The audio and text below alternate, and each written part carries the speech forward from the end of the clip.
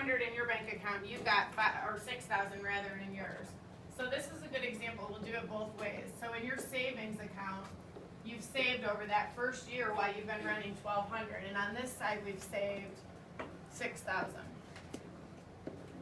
And we just said our average house cost that we're going to buy is 150,000. That's a big number, a lot of thousands here. So if he just wanted to straight save and pay for that cash, that's going to take many years, right?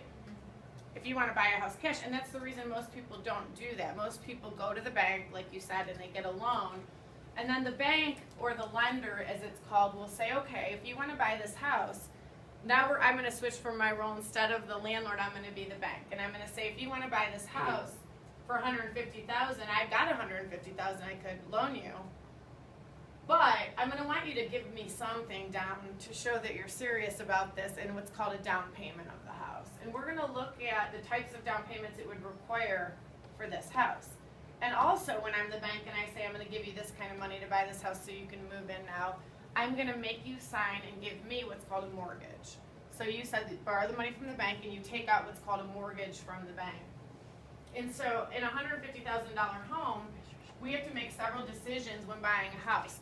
How much do we have saved? How much of our savings do we want to put into that down payment for the house to reduce the amount that the bank actually has to give us for the loan?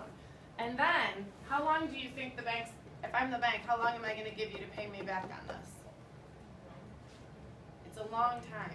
When you take out a mortgage, most of the mortgage terms run from either 15 years, 30 years, or you can even do longer ones than that.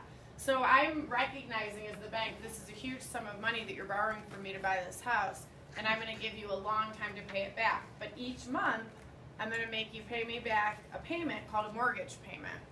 And I'm going to add interest onto it, because I'm not just giving out my money for free as the bank. I'm going to make you pay interest to me for borrowing that.